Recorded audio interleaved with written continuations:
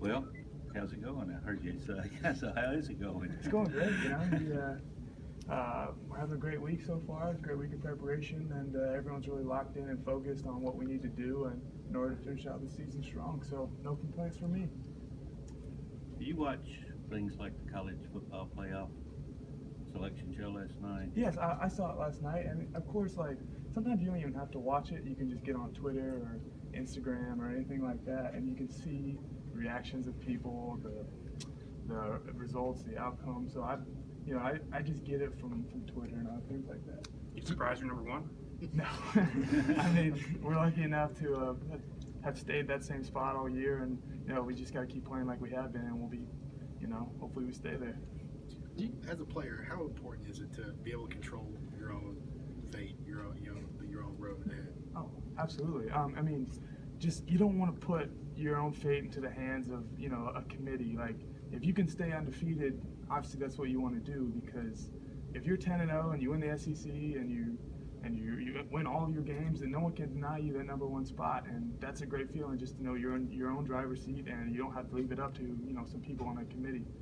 So obviously you want to control your own destiny in college football. Did Nick and the coaching staff address the rankings at all with you guys?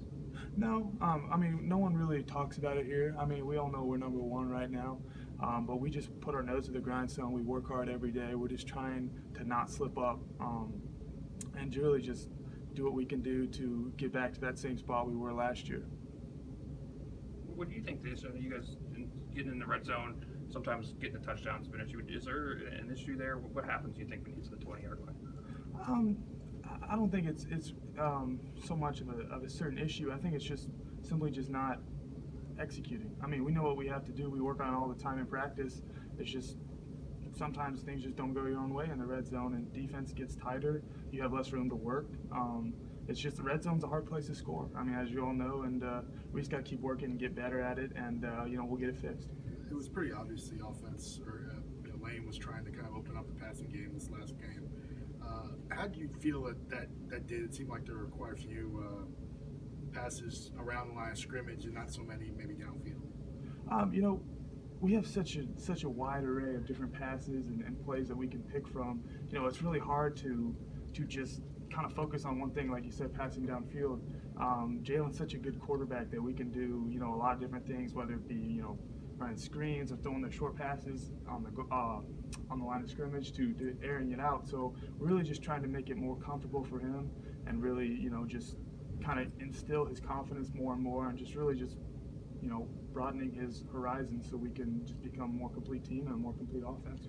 Tell me your thoughts on Deron Payne on defense. What makes him such a special player? Oh my gosh, he is an athletic specimen. I mean, as you guys have seen, he is probably the strongest dude on our team, if not one of the strongest.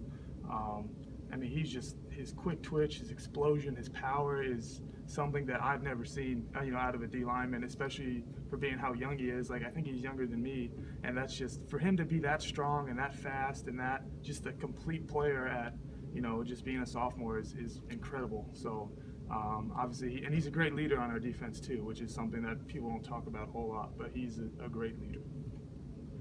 I know you probably don't go up, one-on-one with him or something like that, but Anthony Everett, have you seen him kind of evolve this season, in his first year starting? I'm glad I don't have to go against him, but just everything, he's kind of taken his game to a new level since last year. He played quite a bit last year as a freshman, and just what he's done from a knowledge aspect to making plays to being a formidable run stopper in the middle has really helped our defense strive, and was one of the reasons why our defense is playing so great right now, just his presence in the middle. And I think we would greatly miss him if he wasn't there.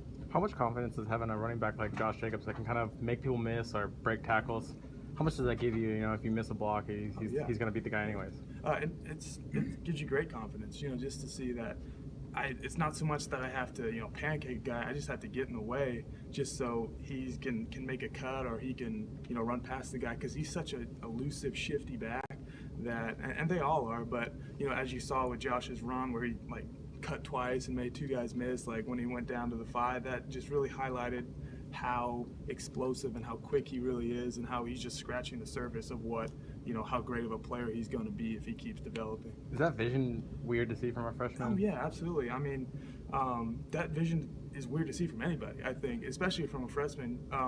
Just how well he gets it already, and he's so young. And our offense isn't simple by any means; it's very complicated. So for him to be able to make those plays and have that kind of vision is something that gives us a lot of hope, and is one of the reasons why we have so much confidence in him. I want to ask you, what do you feel? Obviously, on the depth chart, you have the 2 tight end spots, but what do you feel is unique about the tight end position here at Alabama, and kind of how they utilize that? Well, I would say tight end in general, and especially here, is such a unique position because of everything you're asked to do.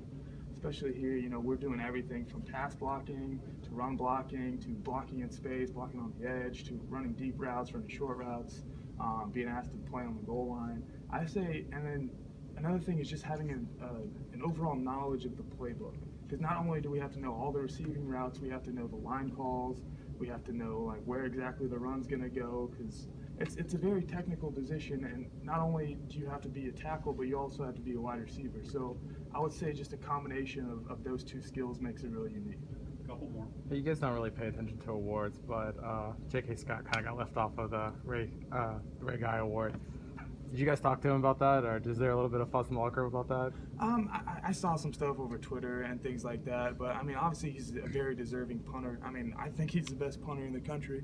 He's my punter, of course, but what JK has done for our team is something that can't be measured in awards. It's being a great leader.